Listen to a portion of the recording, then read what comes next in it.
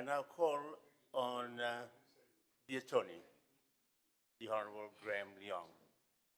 I give you the floor.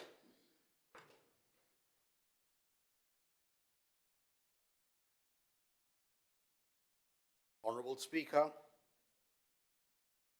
Honorable Prime Minister, Honorable Deputy Prime Ministers, Cabinet Ministers, Assistant Ministers, Honorable Leader of the Opposition, Honorable Members of Parliament,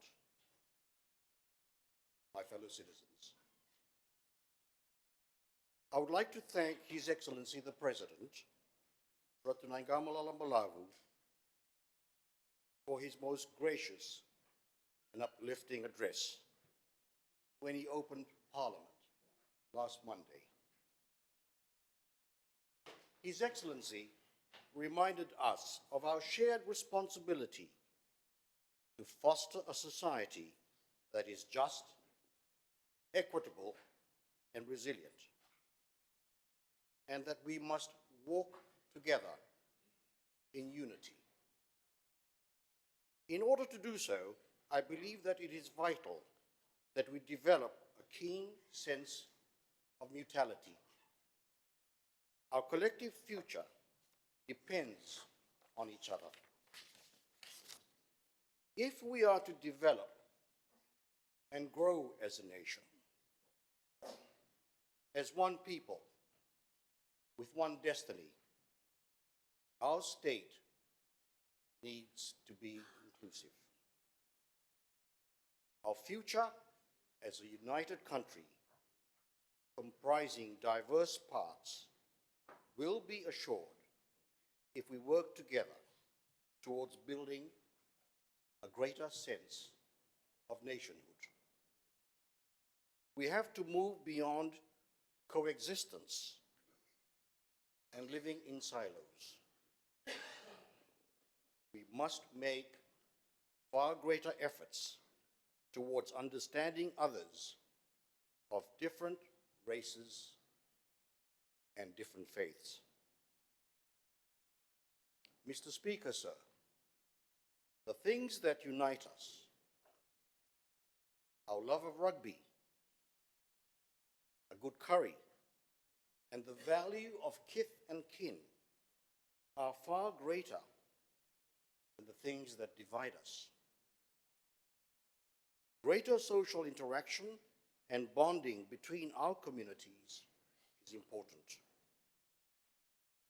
It will help, Mr. Speaker, dispel myths that we have about each other and contribute to a better understanding. No one race or community in our beloved country has a monopoly on virtue. Our sense of belonging to place and to each other as one people is underdeveloped. Mr. Speaker, sir, nationhood, where it encompasses various ethnic groups, suggests a rich cultural diversity. I am confident that despite our checkered history, our resilience, and the large measure of goodwill that exists within and between the majority of ordinary people in our nation, means that we are fully capable of bridging the differences that have sometimes characterized our past. Mr. Speaker, His Excellency the President made a pointed reference to the youth of this country when he said, "You are the future of this nation. Your dreams, ambitions, and hard work will define the destiny of our nation."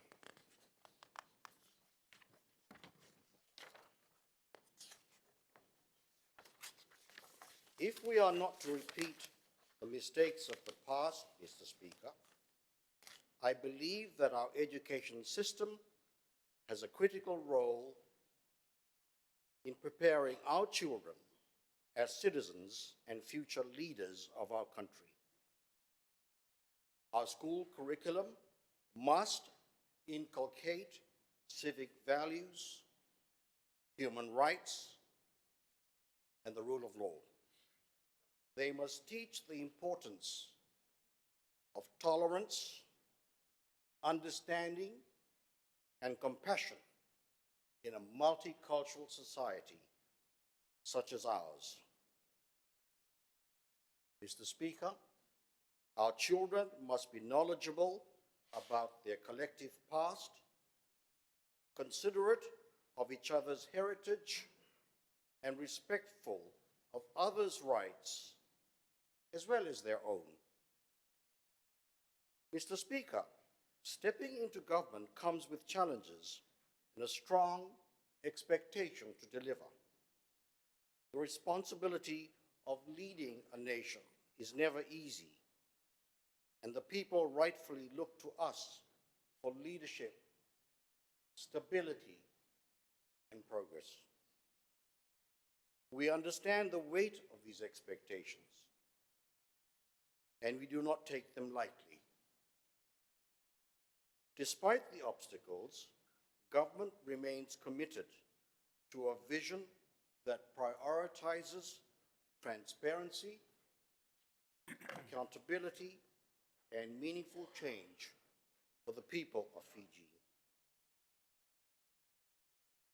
I would like to outline the government's progressive agenda and legislative program as it relates to my ministry, Mr. Speaker. The government intends to address widespread community concerns about the supreme law of this country by introducing into Parliament a bill to amend the Constitution.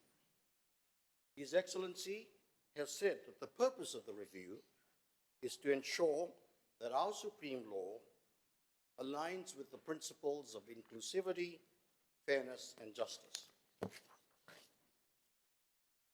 Mr. Speaker, there have been concerns expressed across the political spectrum about the rigorous amendment process outlined in Chapter 11 of the Constitution. A senior jurist who visited Fiji recently said that the Fijian Constitution is one of the hardest in the world to amend. Paradoxically, a constitution which is impossible to change, or near impossible to change, is the very antithesis of democracy. Its rigidity carries the seeds of potential disaffection and instability. A key part of government's legislative program for this session of Parliament, Mr. Speaker, is to introduce an amending bill to the Constitution.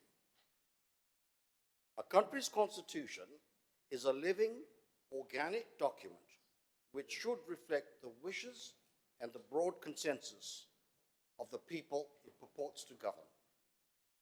It should be the product of wide citizen participation and not something that is imposed on the people. Put simply, Mr. Speaker, an imposed constitution lacks legitimacy. Mr. Speaker, we should not fear discussing or making changes to the Constitution. I recognize that it is human nature to fear what we do not know or what we do not understand. But change is part of our evolution as a young democracy. The politics of fear-mongering is misguided. The United States Constitution, Mr. Speaker, as you well know, adopted in 1788, has had 27 amendments. And interestingly, the Constitution of India has had 108 amendments since its establishment in the 1950s. Mr. Speaker, The President has highlighted that an important priority for the government is the formulation of a strengthened integrity and accountability framework that sets standards for the conduct of public office holders and transparency in government. The new framework will deliver on the laws, processes, and procedures needed to set the standards of integrity and accountability that build community confidence in our public institutions, statutory bodies, and office holders. Mr. Speaker, between December last year and February this year, the Fiji Law Reform Commission conducted nationwide consultations on some of the key legislative reforms in the area of access to information and other governance laws.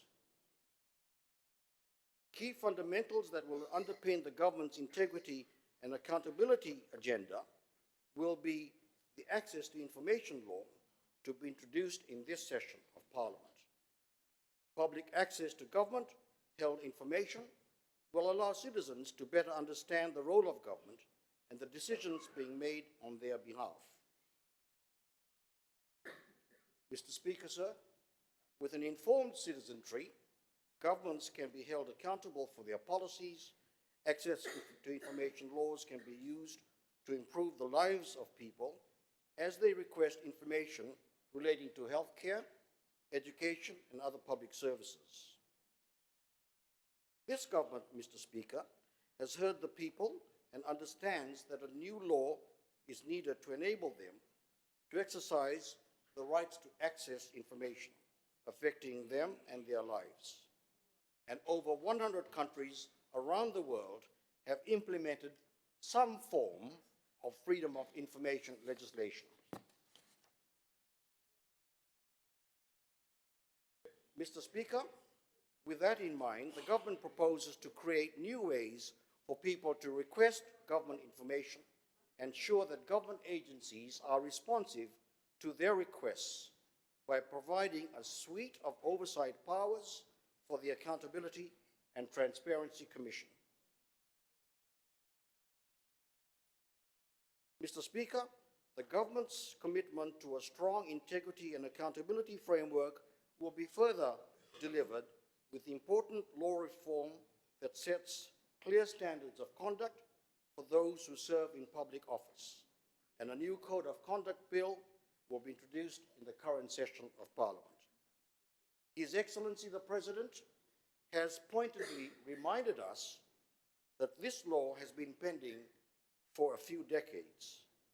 Its enactment is therefore long overdue, and there is no further justification for further procrastination.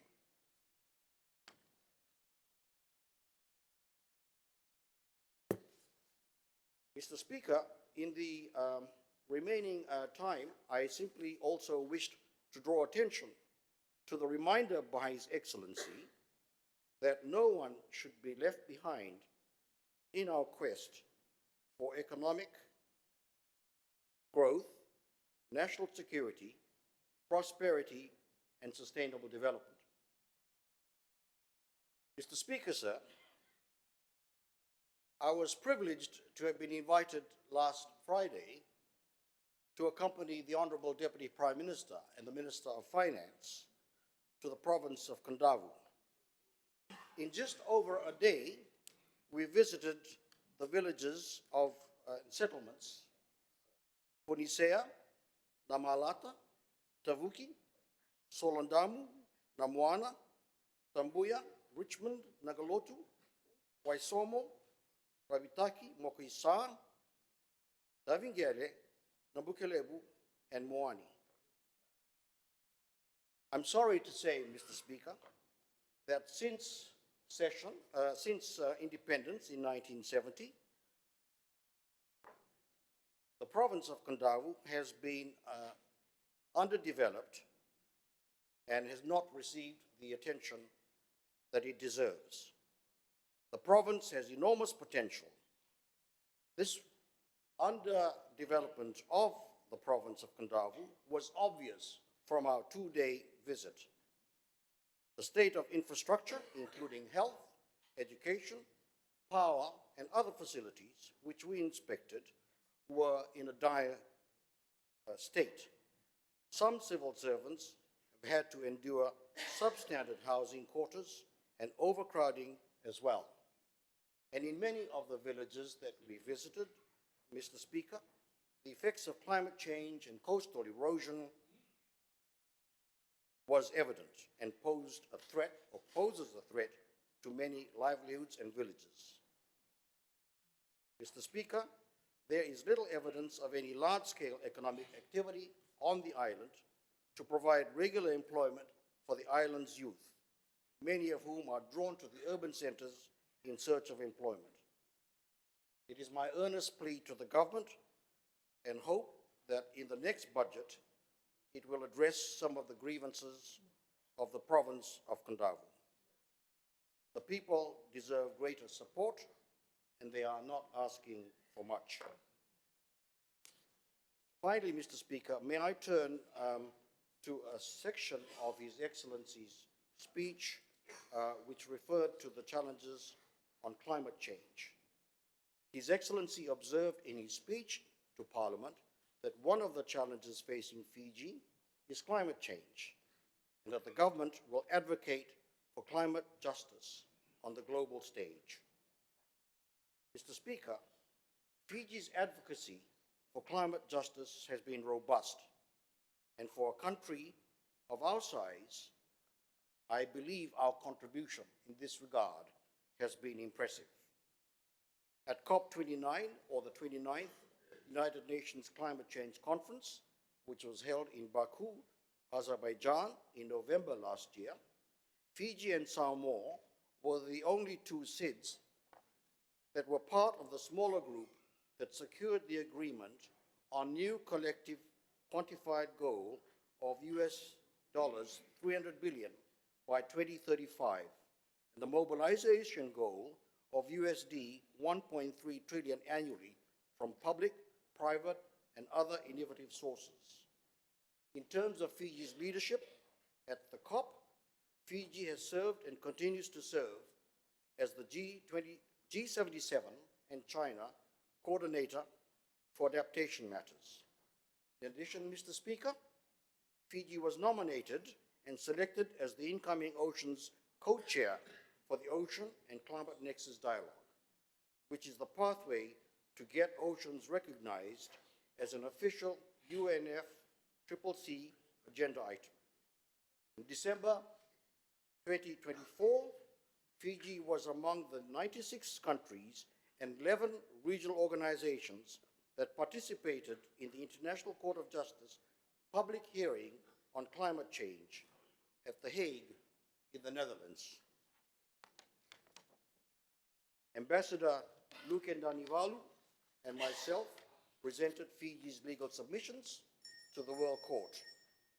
We urged the court to declare that failing to act on climate change violates international law, and we called on the court to affirm that states have a duty to prevent harm, to protect human rights, and ensure a livable future for all.